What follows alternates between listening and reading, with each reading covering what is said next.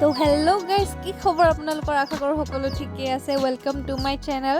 এইটো মোৰ first blog হয় আৰু এনেকৈ ট্ৰাই কৰিছোঁ আৰু প্ৰথমটো কি হয় নাজানো, আপোনালোকক দেখাবলৈ অকণমান চেষ্টা কৰিছোঁ। আজি মানে আমি আহিছোঁ ভেপেলি গাঁৱৰ সোণোৱাল কছাৰী যুৱ আৰু সাংস্কৃতিক মহোৎসৱলৈ। তো আপোনালোকে অকণো স্কিপ নকৰাকৈ ভিডিঅ'টো সম্পূৰ্ণকৈ চাই যাব বুলি আশা ৰাখিলোঁ। আমি আহি পোৱাৰ আগৰ পৰাই প্ৰতিযোগিতাবিলাক হৈয়ে আছিল আৰু মই ধুনীয়াকৈ বহি লৈছোঁ মোৰ চিটত। তেওঁলোক ভৱিষ্যত গঢ়িব বিচাৰে, তেনেধৰণৰ আমাৰ ছাত্ৰ ছাত্ৰী যদি আমি পাওঁ, এইবিলাক সম্পূৰ্ণ দায়িত্ব চোৱাৰ পাছত অসম কাউন্সিলে ল'ব আৰু সেই উদ্দেশ্যে এই ক্ৰীড়াৰ এই প্ৰতিযোগিতা এতিয়াতো আমাৰ সময়ৰ অভাৱৰ কাৰণে ইভেণ্ট কম লোৱা হৈছে। পৰৱৰ্তী পৰ্যায়ত আৰু অধিক ইভেণ্ট লোৱা হ'ব। তাতে ৱেইট লিফটিঙৰ কম্পিটিশ্যন হ'ব। আপোনালোকে গম পাইছে যে এইবাৰ খেলো ইণ্ডিয়াত সোণোৱাল কছাৰী সম্প্ৰদায়ৰ এজনী ছোৱালীয়ে গ'ল্ড মেডেল পাবলৈ সক্ষম হৈছে। এতিয়ালৈকে তাই গ'ল্ড মেডেল পাইছে। গতিকে ইয়াকো ইণ্ডিয়া গভৰ্ণমেণ্টে লৈ যাব। ঠিক তেনেকুৱা প্ৰতিভাৱান আমাৰ। আৰু এতিয়া ষ্টাৰ্ট হ'বলৈ গৈ আছে আইনাম প্ৰতিযোগিতা। মই আপোনালোকক আইনামটো সম্পূৰ্ণকৈ শুনাব নোৱাৰিলোঁ যদিও অকণমান শুনাবলৈ চেষ্টা কৰিছোঁ।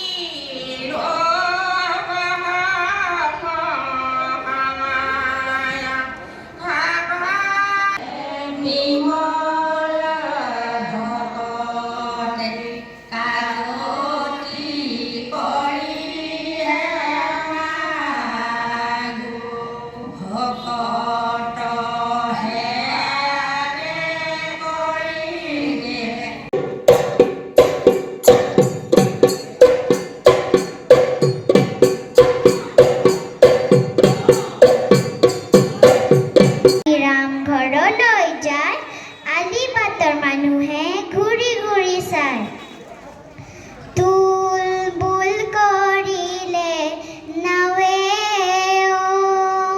সন্ধিয়াৰ বেলিটি ডুবিলে। আৰু এয়া হৈছে সোণোৱাল কছাৰী লেছেৰি বিহু।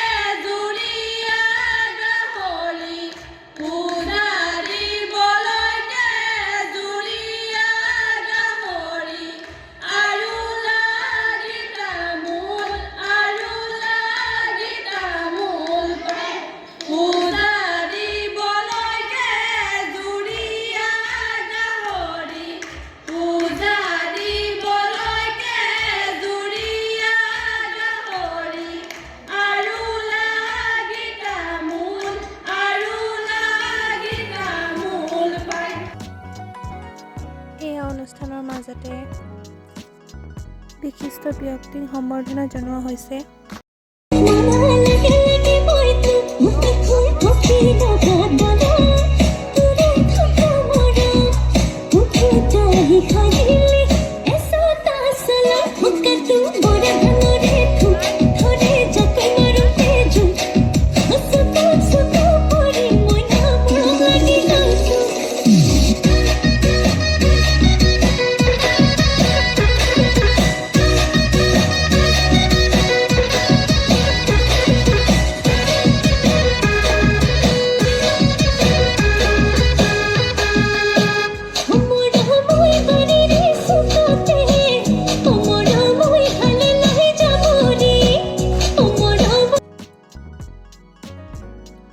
ভিডিঅ'টো সম্পূৰ্ণকৈ চোৱাৰ বাবে সকলোকে ধন্যবাদ।